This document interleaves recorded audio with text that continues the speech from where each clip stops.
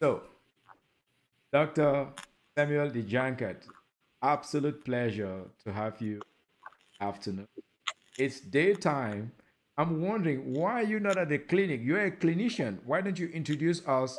Tell us about yourself professionally. Oh, thank you, my brother. You can see I am wearing this shirt with Faith Gardens Medical Foundation International. Uh, that is our foundation. Many people ask me when do you sleep. Today is my day to work at Grace Garden Hospital in Dub via Zoom, and also because I made an appointment to be with you, so my calendar is always full. So I had a time with them going over orientation of new staff, talking about organizational uh, values with them. And so my day is so charged. I work in cardiology at the University Southwestern Medical Center Dallas in collaboration with Children's Medical Center Dallas. That is my day job uh, in the cardiac catheterization lab. So I see patients there for pre and post procedures. And then when I am not there at work, I am on the phone. By the way, I one of the things that I do, I am the CEO of Grace Gardens Hospital. I have told many friends that when you build, the challenges we have back home is management. That's why I mentioned my managerial skills. So I basically run the organization. I do rounds with them in the morning. When I am driving to work, that is the time where on my Bluetooth, I am having a huddle meeting with my team on the ground and how the day will go. And so then when I'm coming back, I am getting debriefing from my chief operation officer and my marketing officer. So I run the organization from here. And the world is so small now, you don't have to be down. So everything that goes up on at Grace Garden, it has to pass through my office. I do have a chief of staff in the CEO office who receive all information coming to my office and relate it to me.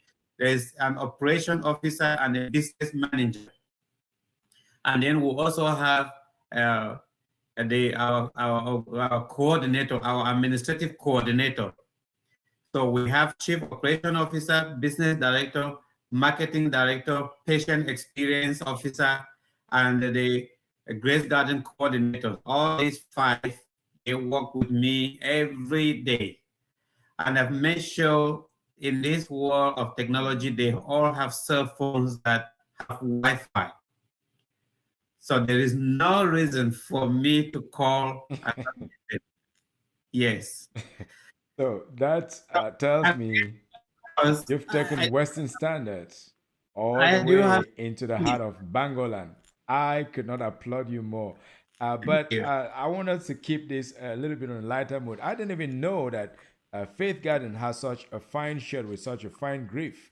So, can I assume that all partners, all friends, well wishers, both at home and abroad, they have samples of that shirt? Yes, yes, definitely. I will make sure you get one with our special logo, looking at the organization. So, yes, thank you very much. Thank you. Okay, okay, that was meant to be in a lighter mood. But tell us, very briefly, the first medical mission. What did you smell on the ground? What did you see on the ground that moved you to the point of deciding to build a hospital in the heart of Ndop in Northwest Province? I prefer to call it province, not state or region, because that's how I grew up. I knew it as a province. What in the first mission inspired you to say, going on mission is not enough? I gotta have a place, a brick and mortar site where people can come and see doctor. Thank you very much. The first thing that I saw misery. That's number one. Number two, I was thinking of some kind of complex illnesses, but I found out our people lack basic pain medication. They lack basic medication to clean wounds. I saw people with wounds and maggots. You will not believe it. They tie it with this white. And then when we cleaned those wounds and we were going, we were at the park in a car, and this strange person came to us and said, now that you people are going, who is going to take care of us? That I can still, that message is still like resonating up to today. And to add, my mother, who really, I visited her, and all her friends came and they lined up in front of her house with a little notebook in their hands, and they wanted to see that big doctor, as they call it, who came from the United States. And she told me, if you help my people, I am going to get well. Mm. That Wow. is the message. As a professional storyteller, that was the inciting incident. That was a moment you had to become a story warrior. This is a story warrior channel. That's the moment I was looking for, because that's when you found the world so broken that something surged in you. You said, I'm going to fix this broken world. Yes, going on the first medical mission was important, but that moment when that guy asked you, when you are gone, who will take care of us? That moment when those women, your mother's friends, came to you asking to see you, those were the moments you were commissioned. And I now see why you are unstoppable.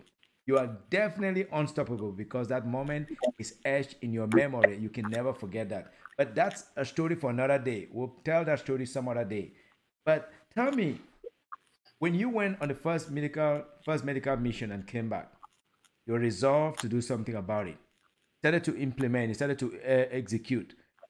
How did you work through the complex network of government authorities that we know in Africa? They are a subject of their own. How did you break through all of that? Because a million other people have tried and failed. Oh my God. I mean, my brother, Dr. Gideon, I I believe my gray hair is from going through that process. There were moments I almost gave up, and my faith in God told me to continue. And like I said, I was blessed with two powerful women, Madame Patricia Nava and Dr. Manjo Matilda. I don't know, these two women, God brought them on our path. When at some point we almost gave up, I want to be honest, I have told the Minister of Public Health, it is tough to get this process. And this current minister has recognized it from our story, and he is doing something. And I want to appreciate that they are still, many of our leaders back home, they do listen. But yes, it is tough and challenging, very, very tough. Nobody cares what you are doing, whether you are going to help people. But from the process in 2015, I want to remember Dr. Bambo Emmanuel of blessed memory, George Tebo, who were there at that onset beginning to help with the paperwork, right to the current delegate of public health, and of course the governor. We had to knock all doors. Like you would say, there was one time I found myself the only one outside in Bamenda with nobody, and it was a curfew time.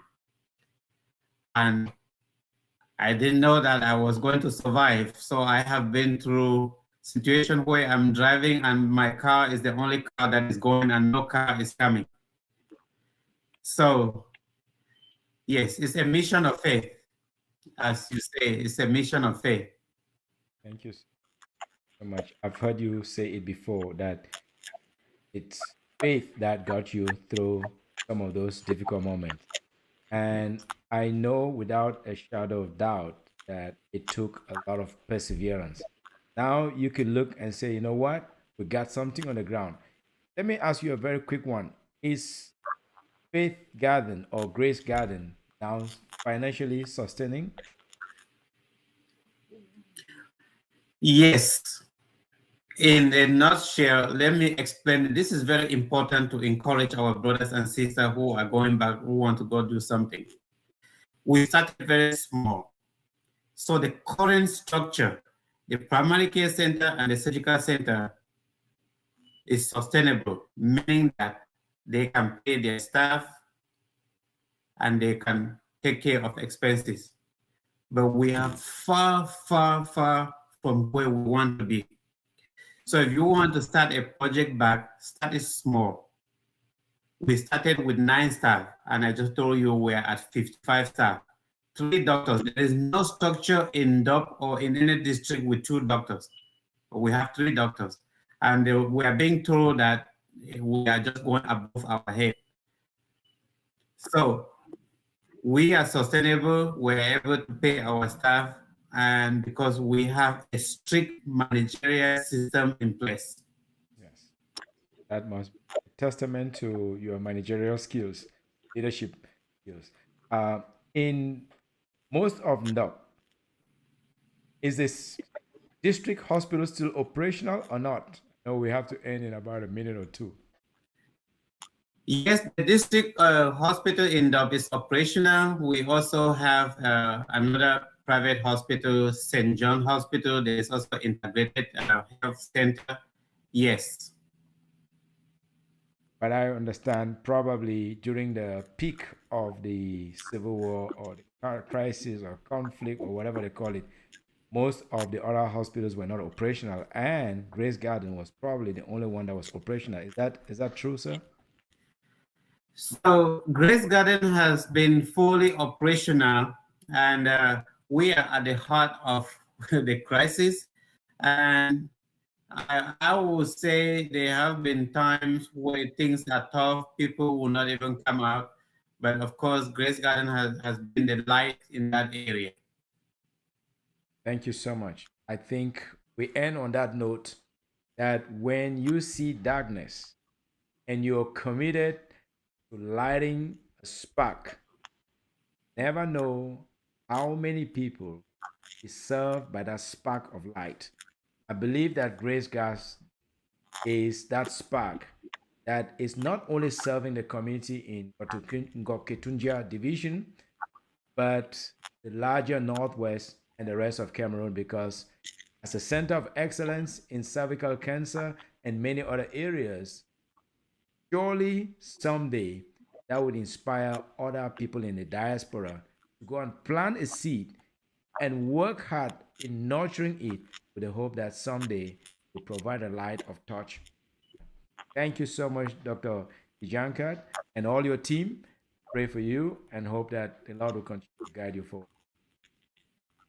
Thank you very much. The blessing is mine. The pleasure is mine. May God bless you with what you do. Thank you. Thank you so much.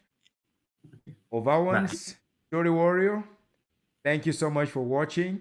I hope you take some lessons away from this conversation. But it's not about just a lesson, it's about what you do with it. Thank you so much and have a great day. Doc?